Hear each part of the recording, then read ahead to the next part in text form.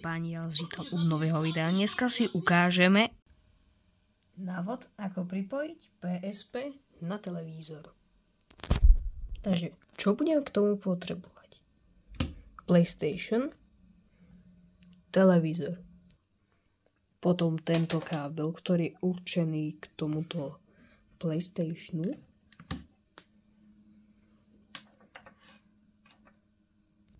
a pokiaľ nemáme starý televízor, tak tu máme tento mini AV2 HDMI, ktorý z týchto vstupov konvertuje na HDMI.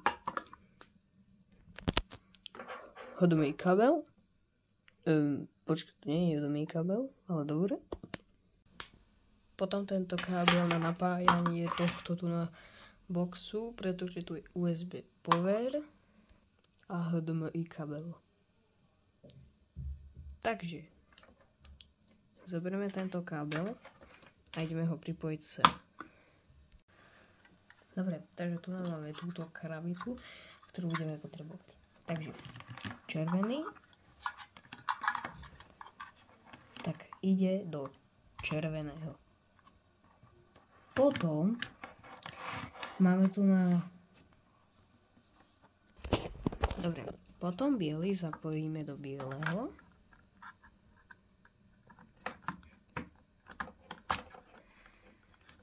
A nakoniec žltý je video, tak ten zase zapojíme sem.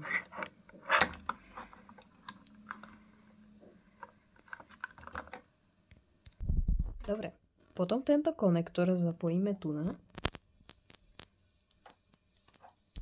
Teraz ideme na napájanie. Takže nemusíme použiť powerbrick, ale kľudne to môžeme napojiť do televízora, pretože televízor má USB. Takže ideme to zapojiť. Dobre, a teraz už len nakoniec pripojiť HDMI kabel. Dobre, takže máme všetko zapojené.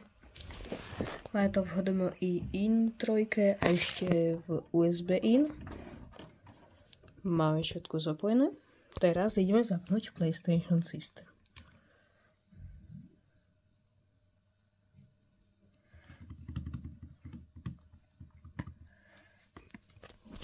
Plus zmeníme vstup na zapojenie. Takže ja to mám zapojené do HDMI 3. Zatiaľ tu na nič nevidno. Takže, máme to na PSP.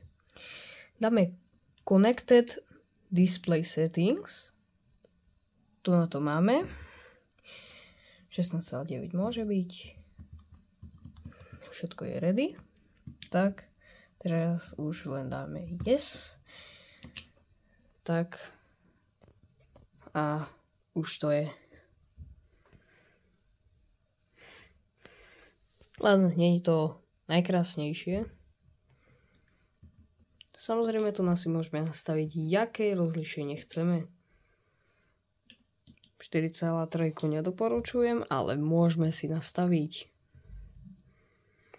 A teraz otázka znie. Dá sa na tom vôbec hrať? Áno, dá. Len problém je v tom, že nevidno, čo je na konzoli, ale na televízore, čož má jednu výhodu.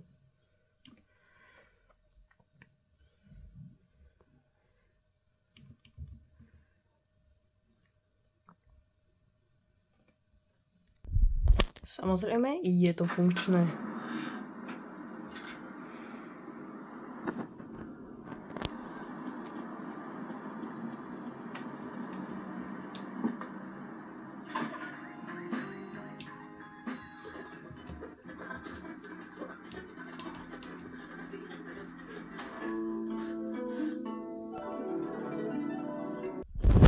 Mám ešte pre vás jeden tip. Keď chcete, aby ste to mali pripojené, celkom neodporúčam pripájať to na moderný televízor. Skôr by som odporúčal CRT alebo poprípadne staršie LCD televízory, pretože nevyzerá to zle, ale No, niekedy sa stanú divné veci. Ak vám toto video pomohlo, nezabudnite dať like, odber a zvonček a dole do komentárov napísať, čo si o tomto videu myslíte. Ďakujem a dovidenia.